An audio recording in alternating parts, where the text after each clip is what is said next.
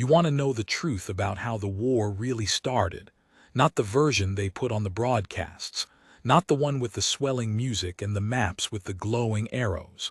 I'm talking about the real first night, the one nobody planned for, the one that happened on my street. My name's Calvin. Most people just called me Cal. Back then, I ran a little repair shop on the corner of Halsey and Ninth, down in a part of South Seattle we called the Flats. Taro Flats, if you want the full name, though nobody bothered with the full name. It was the kind of place the city forgot to fix and then forgot it forgot. And that, it turned out, was the whole problem. For them, I mean, not for us. Let me back up. You have to understand what the Flats was before I tell you what happened to it. Otherwise, none of it makes sense. Rain there. It always rained. Not the heavy kind that makes the news, just that thin gray drizzle that gets into your bones and stays. The streetlights only worked about half the time, and the half that worked buzzed like they were thinking about quitting too. There was a smell down there, wet concrete and old fryer oil and the river when the wind came off it wrong. If you grew up in it, you didn't notice. If you came from the nice parts of town, you noticed in about 4 seconds and you turned your car around. We had a laundromat that doubled as a warming center when the cold snapped. We had a church that wasn't really a church anymore, just a big room with folding chairs where a woman named Miss Adiz ran a food line on Tuesdays and Fridays. We had me, fixing space heaters and toasters, and the occasional ancient phone for people who couldn't afford new. We had Ramos, who lost a leg in a war nobody back home thanked him for, sitting outside the corner store most days with a coffee gone cold. We had kids. God, we had kids.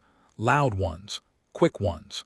Kids who could strip a bike for parts in under a minute, and kids who knew which adults to trust and which to walk around. It was poor, I won't dress it up, it was poor in the way that gets you written off. Low income, they called us in the reports. High vacancy. Low cohesion. Low cohesion. I think about that phrase a lot now, because that's the exact lie that brought them down on us. See, when the ships came, they didn't come for the capitals. That's the part people get wrong. Everybody pictures the big saucer over the White House, the monuments, all that. No, the Velthari were smarter than that, or they thought they were. They've been watching us a long time. Years, maybe, from way up where we couldn't see them, mapping everything. And they didn't map us the way you'd map an enemy. They mapped us the way you'd map a herd. Where's the weak edge? Where's the part that'll break first and run so the rest panic and scatter? They had a doctrine for it. We found out later they'd done it on a dozen worlds. You don't hit the strong center. You hit the soft underbelly, you make it scream, and you let the screaming do your work for you. So their machines looked down at the whole sprawl of a city like Seattle, all its towers and its money and its security, and the machine spat out a target. Lowest defended, lowest resource, lowest cohesion. The place that would, by every number they had, fold the fastest and the loudest. They chose the Flats. They chose us. I want you to sit with how that felt later when we understood it. They looked at every neighborhood we had, and out of all of them, they picked the one full of people who'd already lost everything once. People who'd already been left behind, already been evicted, already been hungry, already been told they didn't matter. They picked the people who had nothing left to take. And they thought that made us easy. The night it started was a Tuesday. I remember because Miss Adiz had the food line going and the whole block smelled like the big pots of rice and beans she'd make stretch to feed 70 off donations meant for 30. I had my shop open late. Old man Petrakis had brought me a heater that morning, the only thing keeping his wife warm, and I'd promised him I'd have it by night. I was hunched over it with a soldering iron when the lights died. Not flickered, died, the whole block at once. Now that happened. Power down here was a coin flip on a good day, so nobody panicked. You just heard people calling out across the dark, real casual, "We out again," and somebody answering, "We out again," and then somebody else laughing. We were good at the dark, we'd had practice. But then the dark started to hum. I don't know how else to say it. The air got thick. There was a pressure in my ears like when you drive up a mountain too fast. My tools started sliding across the bench, slow, toward the window, like the whole world had tilted and only my bench knew it. I put my hand flat on the wood and I felt it. A vibration coming up through the floor, up through the foundation, up through the whole street. I went to the door. The sky over the flats was wrong. There was a shape up there blotting out what little light the clouds gave back. Huge. Wider than a city block, and it had no edges I could find, like looking at smoke that decided to be solid. It came down slow. No engines, no roar, just that hum and that pressure and a cold that came with it, a cold that wasn't weather. People had come out of their doorways all up and down the street. Miss Adie stood in the church door with a serving spoon still in her hand. The kids had gone dead quiet, which if you knew our kids was the scariest part of the whole thing. Ramos pushed himself up off his chair outside the corner store, balanced on his one leg and his crutch, and he was the only one of us not looking up. He was looking around, counting us. I watched him do it, counting heads in the dark. The thing landed in the empty lot behind the old transit yard, where the city had torn down a block of housing years back and never built the thing they promised. Just gravel and weeds and a chain-link fence with more holes than fence. Plenty of room for it, almost like it knew. For a long minute nothing happened. The hum dropped to something you felt more than heard. Then a seam of light opened in the side of the shape, white, blue, and clean, the cleanest thing I'd ever seen down here, and they came out. I'll never forget the first sight of them, as long as I live. They were tall, taller than a man by a good 2 feet, and built narrow, with too many joints in the legs, so they moved with this awful smoothness, no bounce to it like water poured uphill. Gray armor that drank the light. Faces behind dark visors, but you could see the shape of the head and it was wrong, too long, the eyes set too far around the sides. Each one carried a weapon I didn't have a word for, a long rod that glowed at the tip with that same cold blue. A dozen of them, then 2 dozen. They formed up in the lot in perfect lines, and a bigger one walked out front of them, taller still, with markings on the armor that meant something, rank I guessed. We found out later they called that one a spire captain. His name, the part of it we could even pronounce, was something like Vole. Vole raised one of those rods, and a light shot up from it and unfolded in the air over the lot into letters. Our letters, English. They'd done their homework. The words hung there glowing over the gravel, where kids used to play. Comply, you are claimed. Resistance ends you. And then a voice came out of everywhere at once, flat and patient, in 3 languages, English and Spanish, and something I think was Vietnamese for Mrs. Tran's family on the end of the block. It told us to come out into the street. It told us to kneel. It said we had been selected. It said that what happened here would be shown to the rest of our world, and that our compliance or our destruction would teach the others. So now you understand. We weren't an accident. We weren't collateral. We were the lesson.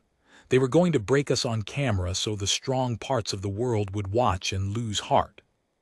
That was the plan.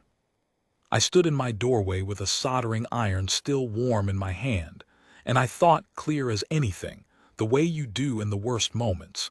They picked wrong. I didn't know yet how right I was. Here's the thing the Velthari didn't have in their data.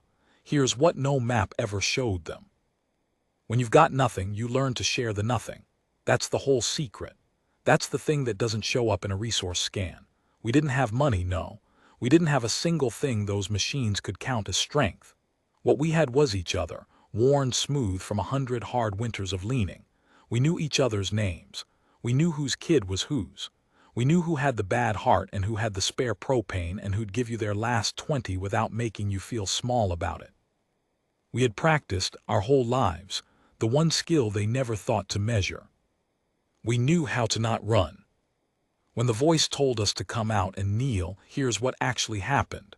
Nobody ran, but nobody knelt either. What happened was Miss Adie set down her serving spoon real slow, and she stepped out of the church door and she started walking. Not toward them, sideways, along the dark side of the street, and as she passed each doorway she said something low to the people in it and they moved. Quiet.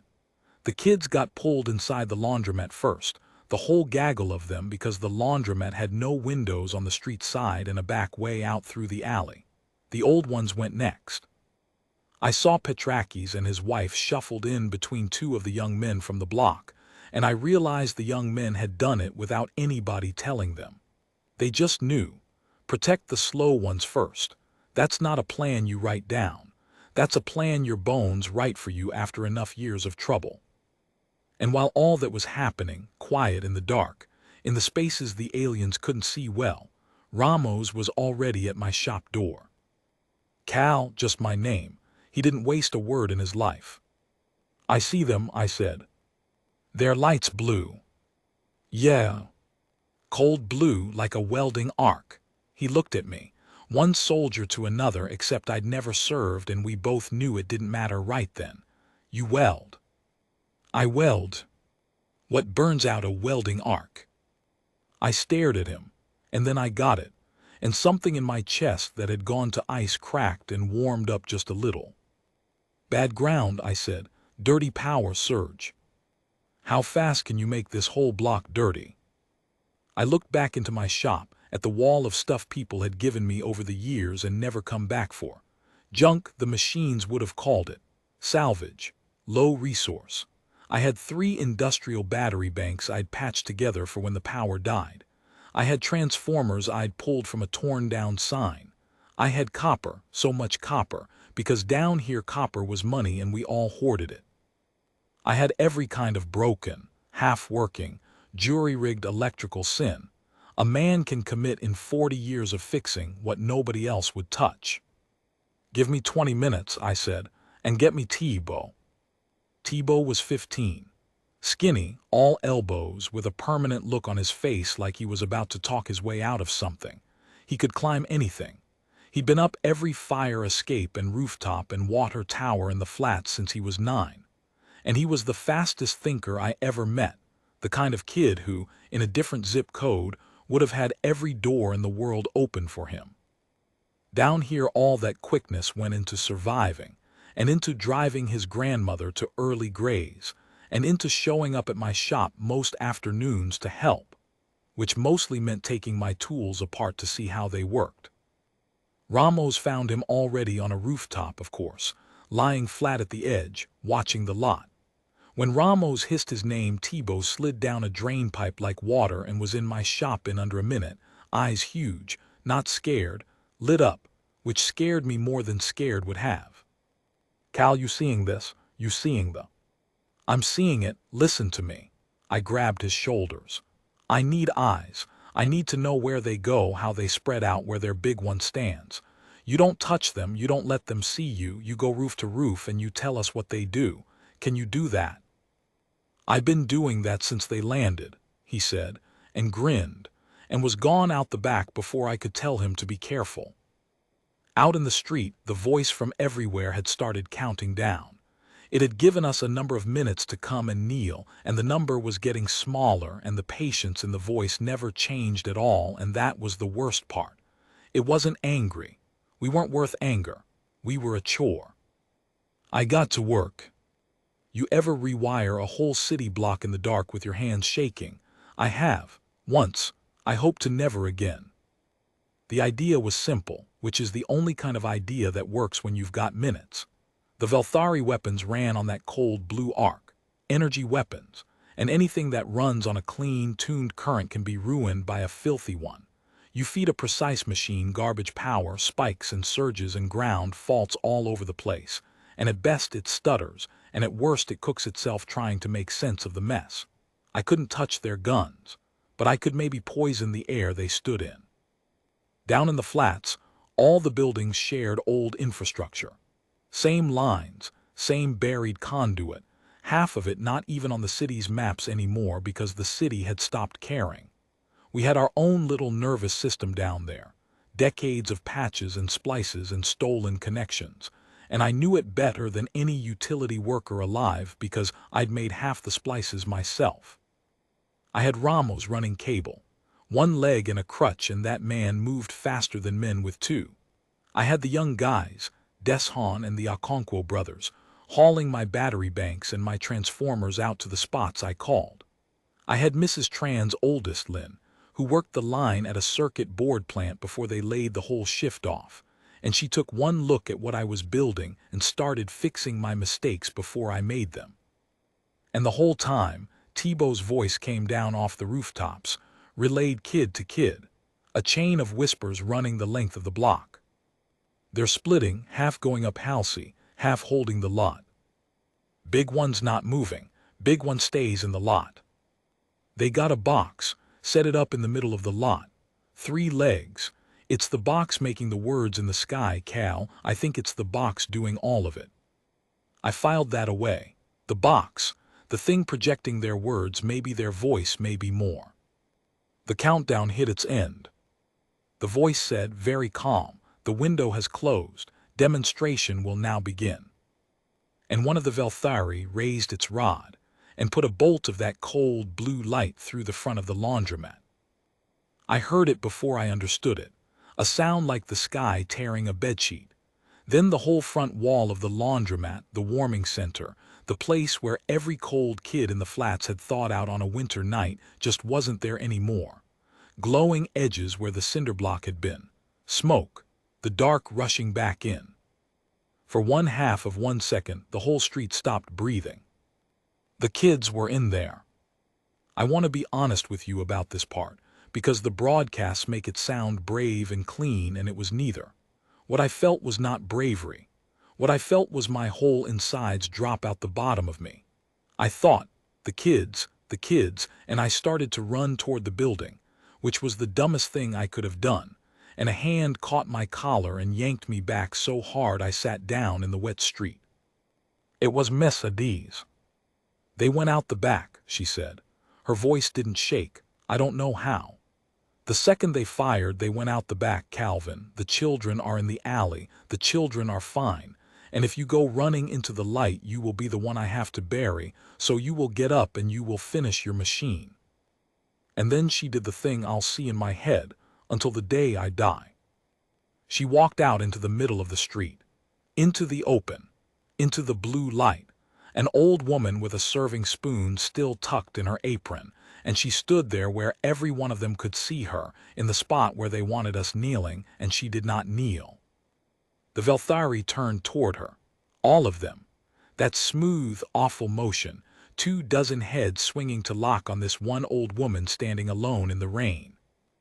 And she lifted her chin and she said, loud to the whole street, not to them, to us. They came to the wrong house.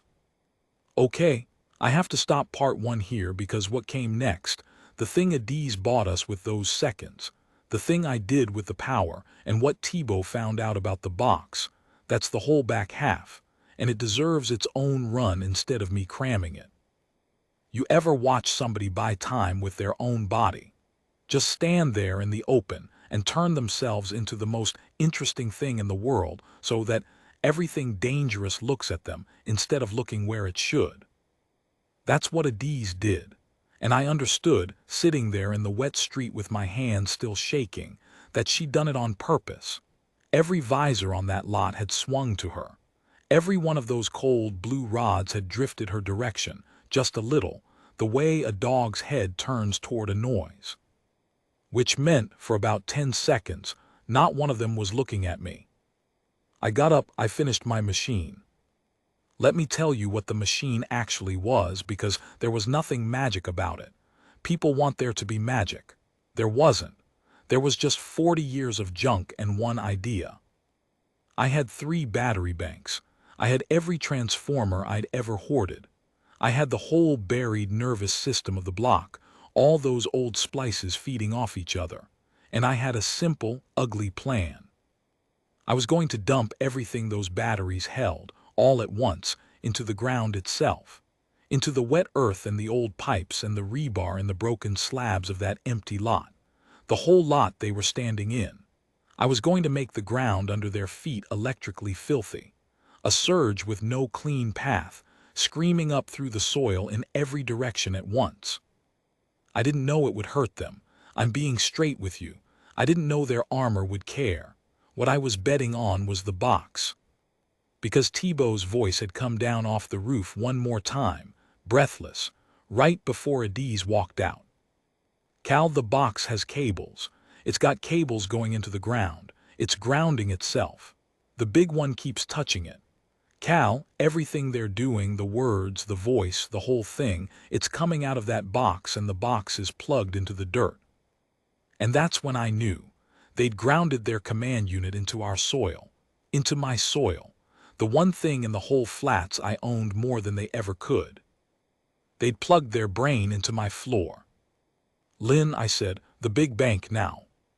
She had it ready. Of course she had it ready. She'd been 3 steps ahead of me the whole night. That woman should have been running a power station instead of getting laid off from a line job. We had the leads run out under the gravel, buried shallow, snaked toward the lot through a storm drain that nobody'd mapped since the Carter administration. Deshaun had crawled the last 20 feet of that drain on his belly in the dark with alien soldiers standing 30 feet over his head, and he'd come back white as paper and said nothing and just nodded at me. It's placed. Out in the street, Adiz was still talking, buying us seconds with her voice. The Spire Captain Vole had stepped forward toward her, and he'd lowered his rod so it pointed at her chest, and he said something in that flat everywhere voice, told her that her defiance would be the first thing the world saw, that she was making herself the lesson. And Adiz, 80 years old, 4'11", a serving spoon in her apron, she laughed at him. She laughed. "Honey," she said, "I have buried 2 husbands and a son, and I have fed this whole street through 3 winters the city tried to freeze us out of. You think you're the worst thing that ever came down, Halsey." She took a step toward him, toward the gun. "You're just the newest." Ramos's hand landed on my shoulder. "Cal, she can't hold him another 10 seconds. "I don't need 10. I looked at Lynn. I looked at the leads in her hands, copper bright in the dark. "I need 1. I put my hand over hers on the switch. And I want you to know, in that 1 second I thought about all of them. Petrakis and his wife shivering in the laundromat dark. The kids out in the alley with their hearts going like rabbits. Thibault flat on a rooftop, 15 years old, doing reconnaissance against a galaxy. Mrs. Tran's family. Ramos's leg. Every cold night, every food line, every eviction notice, every single time somebody up the hill had looked down at us and written low cohesion and turned the page. They came to the wrong house. I closed the switch. The whole lot lit up white. Not from the sky, from the ground, from under them. Every battery I had, every charge in every patched-together bank, dumped at once into the wet earth and the old pipe in the rebar, and it came howling up through the soil in a wave you could see blue-white fingers of it crawling up through the gravel, snapping, spitting. And it found their box. The box that was grounded into my dirt, the brain plugged into my floor. It didn't explode. It was uglier than that. The legs of it lit up from the bottom and the words hanging in the sky, "Comply, you are claimed." All of it stuttered and stretched and ran like wet paint, and the flat patient everywhere voice cut into a shriek of 3 languages at once, and then a 4th that wasn't ours, and then it just stopped. The light in the sky died. The whole projection collapsed. And the Velthari staggered. I think I've had a lot of years to think about it. I think the box wasn't just their loudspeaker. I think it was their coordination. Their link to each other, to the ship, to whatever was making them all move so smooth and so together. When it choked on my surge, they came apart. Not dead, but alone, all at once, 24 soldiers who'd never in their lives had to think for themselves because the box always thought for them. For a second they just stood there, twitching out of step. And the flats, which knew exactly what to do with a second, moved. I didn't give the order. Nobody did. That's the part the broadcasts never get right, because they need a hero with a jaw and a speech. There wasn't one. There was just a whole street full of people who'd spent their whole lives learning to act together without being told, and they saw an opening, and they took it the way water takes a crack. The Okonkwo brothers had a tow chain. Don't ask me why. They always had a tow chain, and they got it around the legs of the nearest staggering Velthari and just pulled, and the thing went down in the gravel like a felled tree, and Deshaun was on it with a pipe wrench before it stopped sliding. Lynn and 3 women from the food line flipped my workbench on its side for a barricade and were passing out everything heavy and throwable from behind it. Ramos, one leg, one crutch. Ramos had somehow gotten himself up onto the hood of a dead car at the edge of the lot, and he was directing people with his crutch like a conductor. You go left. You take that one, get down, get down.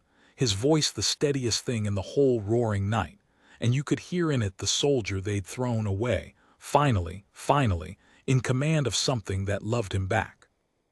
And Vole, the spire captain, the only one of them who didn't fall apart. Vole turned his rod on Adiz. He still had his gun. His armor must have been shielded better. Rank has its perks even out among the stars. The blue tip of his weapon flared bright, aimed at the old woman who dared to laugh. I was too far. I screamed her name.